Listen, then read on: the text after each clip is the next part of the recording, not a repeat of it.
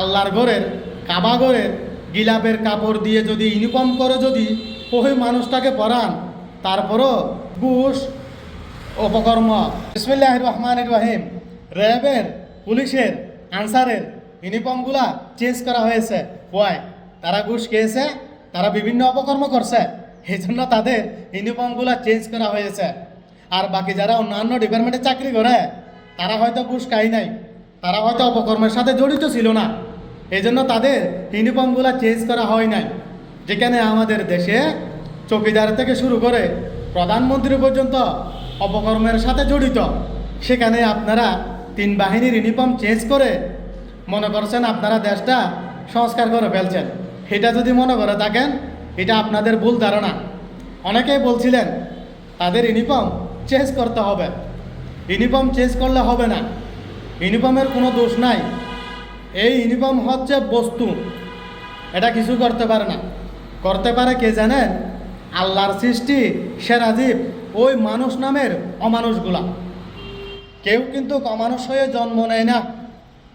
এই পৃথিবীতে আসার পর কর্মকাণ্ডের কারণে, নিজের অপরাধের কারণে কিন্তু মানুষ অমানুষ হয়ে যায়। এই মানুষগুলা কেন অমানুষ হয়ে যায় এটা আপনাদেরকে খুঁজে বের করতে হবে। সরকারি কর্মচারীরা, সরকারি চাকরিজীবীরা কেন ঘুষ খায় এটা আপনাদেরকে বের করতে হবে। কেন তারা অপকর্মের সাথে জড়িত হয়ে যায়, প্রথমে এটা বের করতে হবে আপনাদেরকে। তা না হলে হাজার ইউনিফর্ম চেঞ্জ করেন, কোনো লাভ হবে না। আগে মানুষ চেঞ্জ করতে হবে। এখানে যদি আপনারা আল্লাহর ঘরের কাবা ঘরের গিলাপের কাপড় দিয়ে যদি ইউনিফর্ম করে যদি ওই মানুষটাকে পরান, তারপরও ঘুষ অপকর্ম দুর্নীতিগুলা বন্ধ হবে না।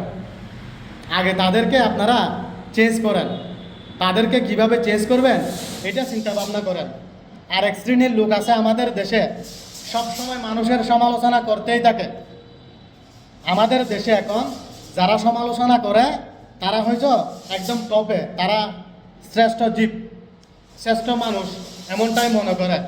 আর যারা সমালোচিত তারা সবসময় অপরাধী এমনটাই প্রমাণ করে আর কি। এখন যে ইউনিফর্মগুলো আমাদের দেশে এই যে র্যাবের, পুলিশের, আনসারের দেওয়া হয়েছে, এই ইউনিফর্মগুলো নিয়ে অনেকে টল করতেছে। অনেকে বলতেছে এগুলা রুচিসম্মত হয় নাই, অনেকে বলতেছে এগুলা গর্জিয়াস হয় নাই। তা আমি তাদেরকে বলি, ওই যে গিলাপের কাপড় দিয়েও যদি আপনারা ইউনিফর্ম করে দেন, তারপরও কোনোদিনও অনেক মানুষের রুচিসম্মত হবে না। কারণ আপনাদের দোষ না, এটা আপনাদের রুচির দোষ। আপনাদের রুচিগুলা চেঞ্জ করতে হবে। একে অপরের সমালোচনা না করে কিভাবে আমরা দেশটাকে এগিয়ে নিয়ে যেতে পারি, কিভাবে আমরা দেশটাকে সোনার বাংলাদেশে পরিণত করতে পারি, এই চিন্তা ভাবনাই করি। দিন শেষে আমরা সবাই শান্তি চাই, সবাই ভালো থাকতে চাই।